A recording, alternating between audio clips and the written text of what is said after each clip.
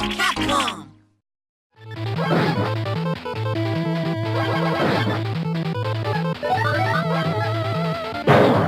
Let's go! Ready? Let's do this! Yeah! Take this! Megaman, powered up! Must continue! Megaman, powered up! Yeah, it's about time we went back to Mega Man 1 for what? The 4th time? Hello everyone, and welcome to Let's Play Mega Man Powered Up, the remake of Mega Man 1 for the PlayStation Portable along the same lines as Maverick Hunter X. We're going to be playing on new style to start off because that's the actual remake. Old style is basically the original game in the new graphics. So, let's just get started. We're playing on normal mode the entire way through, by the way. The year 2000X. With the advancement of science, humans were able to create industrial humanoid robots. A helper robot by the name of Mega lived peacefully in the labs of the foremost authority in robotics, Dr. Light. But then, one day...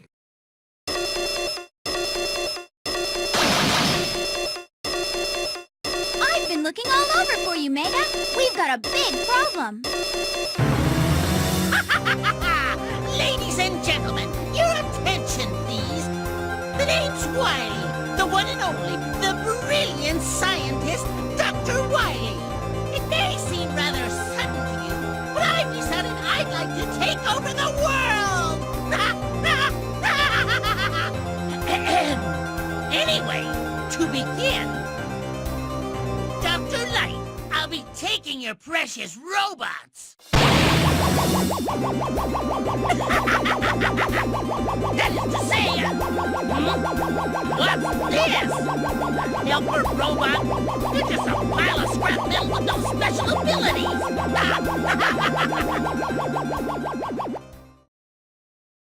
Our friends are in trouble, Mega. Let's hurry to the lab. And we actually get a little platform tutorial sequence here where we just play as straight up Rock. They call him Mega in-game, but out-of-suit Mega Man will always be Rock to me just because naming something just Mega feels wrong. And we're already at Light's Lab. Just as I promised, Dr. Light, I'll be taking them with me. Stop, Dr. Wily. Stop, I say. Farewell!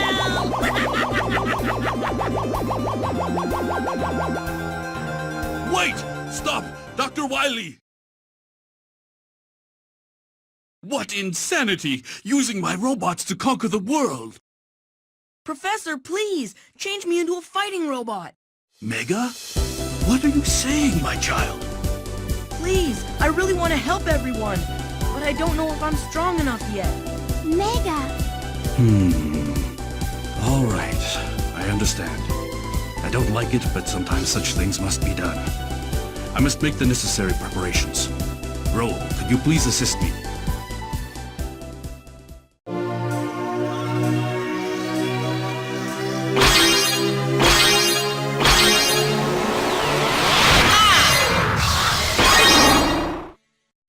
I've adapted your arm cannon so you can acquire your opponent's abilities.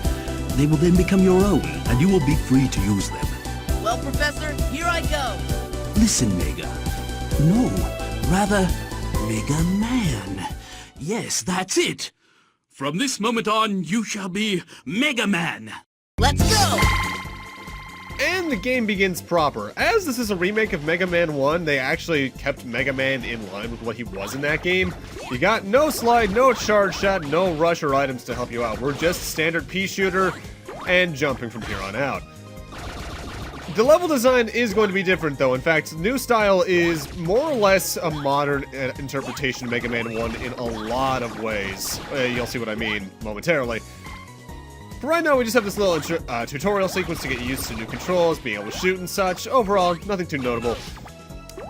I'll go into the usual voice actor trivia later, but it is notable that Dr. Light is still voiced by the same person from Mega Man, Maverick Hunter X, Randall, one of those two, more than likely. But for now, it's time for our boss fight. Also, that was a checkpoint.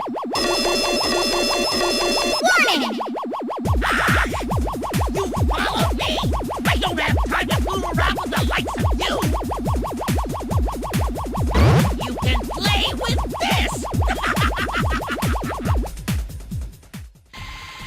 for the intro stage is the Proto-Eye, just a giant version of the Big Eye from the game.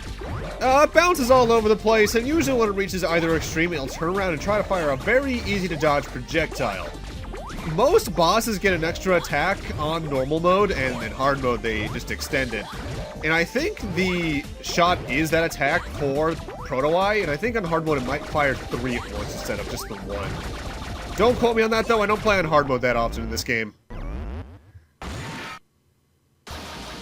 And that's the intro stage. Just a nice little tutorial, nothing too notable otherwise. However, like Mega Man 1, for some reason they decided to bring back the score tally. But at least there's leaderboards, so it makes sense to some extent. Look! Everyone's going haywire and turning violent! Please, my robots, your friends, you must stop them. For the sake of the world and all of humanity, I'm counting on you. At least I recall there being leaderboards. I actually haven't gone online in a while. Anyway, this is what the option screen looks like. It's pretty notable. However, most notably, when I said I'm not an adaptation of Mega Man 1, I meant it because they added 2 new Robot Masters to increase new style up to the standard 8. Time Man and Oil Man. We'll be going after them later. For this time around, though, I'm starting off with Gutsman.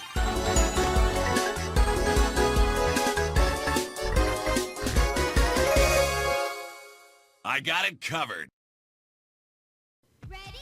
Notably, the difficulty screen is interesting in that you can select a difficulty at any time for any given stage if it's giving you trouble, and the notable differences between difficulties are the damage you take and the amount of health things have. However, some extra things are on hard mode, for instance, if you hit a boss with a powerful enough attack or their weakness, they won't get stunned by it. And on easy mode, there are little kind of health box shaped boxes to help you with some platforming around certain areas. Now, in terms of the voice actors we've heard so far, Mega Man is voiced by Cole Howard, who I know most as Leaf from the Del Toro Quest anime, though he's actually still in Mega Man because he voices 2 people in the Mega Man Fully Charged cartoon on Cartoon Network, which isn't perfect, but I honestly find it really entertaining. It's a nice interpretation of Mega Man. And Roll is voiced by Angie Beers, who was, I think, Nana in Command Mission, which sticks with Mega Man. I think similarly to Powered Up, this still uses the Calgary-based voice acting studio, so that's notable, I guess. And Gutsman stage hasn't seen much changes thematically. We still have to deal with the Gutsman platforms. However, they're a lot more forgiving despite me really failing that jump, because whenever they start to fall down, the hitbox doesn't disappear immediately, and you don't accelerate to the speed of light when you fall down this time around. You actually have a chance to react. And it's a lot better for that, because that's just one of the dumb things about Gutsman stage, and it's why I tend to not start there in the original game, but in Powered Up, I actually have a couple of starting places compared to 1. I can start with either Cutman, Gutsman, or occasionally Time Man. Now, one little nerf that Mega Man does have in this game, even compared to his Mega Man 1 incarnation, is that your shots can no longer go through objects, whereas if you play any of the NES games, I think even Mega Man 7 and 8, your shots travel through blocks. In this, they don't. However, that's a double-edged sword because it's the same thing for the enemies, which when we get to playing old-style mode, you might notice actually makes some sections completely neutered because the enemies no longer stand any kind of threat. And here we have the Big Eye, who has seen quite the buff. In the original game, you could damage Big Eye whenever you wanted to, even if the eye was closed. Here in Powered Up, though, you can only damage it when the eye is open. Also, boss hallways no longer have enemies in new style. Warning! Guts! Hey, men only. Little boys don't belong here. Go home before you get hurt. Time to punch out and go home, Gutsman. You big idiot! What'll happen to me if I get fired? I'm gonna take you down with me. Ready! Gutsman still has the same basic pattern. He'll pick up a block of stone, jump around, and when he hits the floor, he'll cause a shockwave and he can throw it at you. However, a new attack added for normal mode is that he'll dive underground and try to jump underneath you. Basically, think Drill Man from Mega Man 4 in a way. When you're playing on hard mode, he does it 3 times in a row, rather. And whenever bosses do their normal/hard mode attack, they are completely invulnerable, as dictated by them flashing white. And here he goes right now. The way you want to avoid this is just by moving around and jumping to avoid him at the second he emerges from the ground.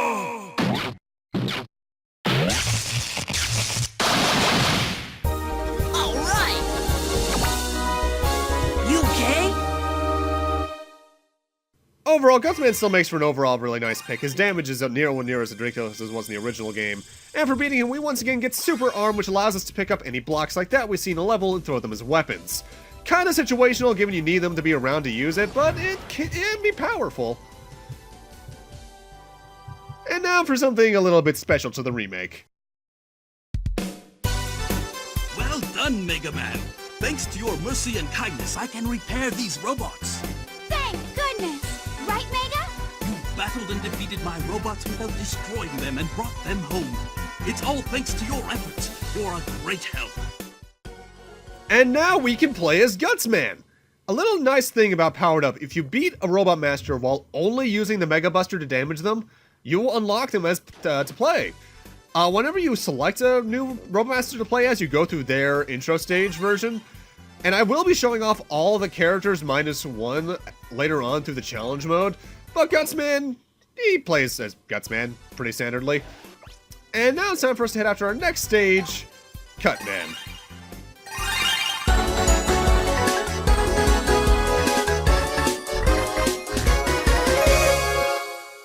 I'll finish this.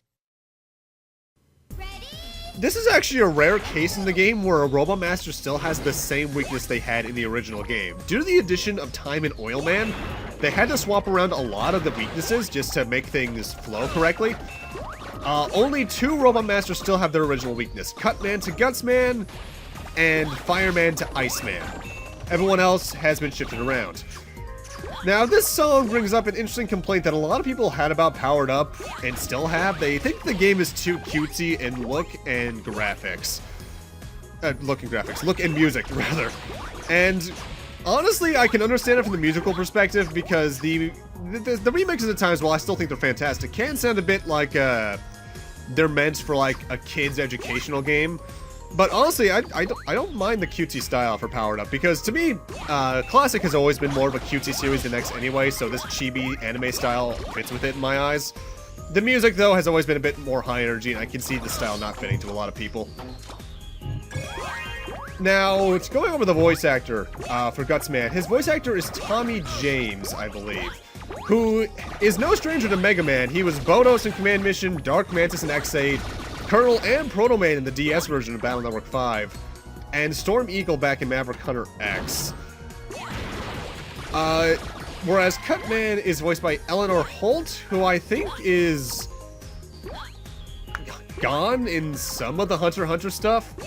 Lumine and Optic Sunflower in X8, and that's all I can recall off the top of my head. A lot of the voice actors for this game are no strangers to Megaman at the end of the day. And there we see a bit of a dumb thing about some of Powered Up's platforming. Sometimes there are guts blocks you need to make a jump, and a lot of other times, the jumps can be pretty pixel perfect, honestly. My personal theory for why that is they tested a lot of jumps that Mega Man could make in the NES games to make it as authentic as possible. However, while doing that, they didn't keep in mind the potential change in physics and aspect ratio that could screw things up with that. There's only about 3 or 4 jumps that are really nasty, and even then, only one of those is like over any kind of threats. So it's not too bad, but when we get to that one jump later on, I'll make sure to note it. It's pretty disgusting. That right there is an enemy pack. You find various packs throughout the game in each level, particularly around little bonus pathways. You might see there are specific block types that don't seem to blend with everything else, like those are Bomb Man blocks you can destroy with Hyper Bomb later on. Those are used in the construction mode for the game, because the game has a construction mode to allow you to build your own levels and upload them online. I'll be showing the construction off, not so much playing others online due to how I recorded the game. But it's an interesting little thing, and going for all of them can actually take a good amount of practice just due to needing to play as all the Robot Masters to get a lot of them. And a lot of the time, they make it so that you need to play as the Robot Master that the current boss is strong against to get a lot of the bonus pathways. For instance, we saw Bomb Man blocks back there, and in this game, Bomb Man's weak against Cutman. So that may explain through the stage as Bomb Man pretty threatening. I don't like big guys. Get out of my way. Thank you. The admitted bonus of them being able to not be damaged a lot of the time, though, big eyes are quite a bit slower and more telegraphed in their jumps compared to the NES game. By the way, it's time for Cutman.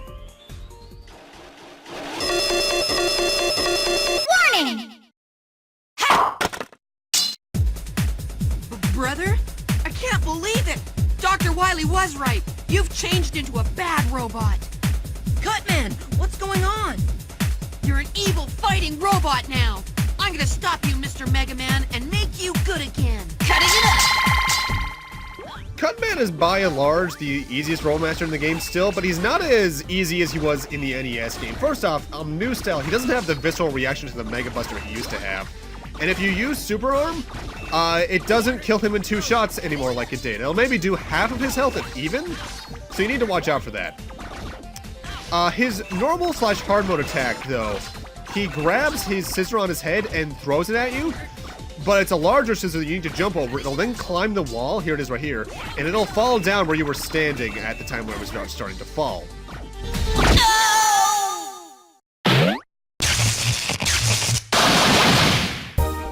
On hard mode, I believe he does that twice in a row. But that's Cutman's stage. The stage itself is pretty easy, though Cutman himself is a bit buffed compared to his NES incarnation. And for beating him, we're once again going to get the Rolling Cutter, which is a pretty useful weapon because it can not only destroy the blades that circle around the floor, those little enemies that zoom at you, but it also just has really good range. It comes back to you. It just makes it really good to hit enemies low on the ground. Plus, it's one of the few weapons in the game that can actually pierce walls. Also, from here on out, I'm skipping the cutscene that shows that we've unlocked any given Robot Master to play, as the cutscene doesn't actually change whenever you get a different Robot Master. The dialogue that happens between Light and Mega Man is the exact same no matter what Robot Master you unlock. The only difference in the cutscene is what Robot Master lies defeated on the ground. When we beat Gutsman, it was Gutsman. If you beat Cutman, it would be Cutman.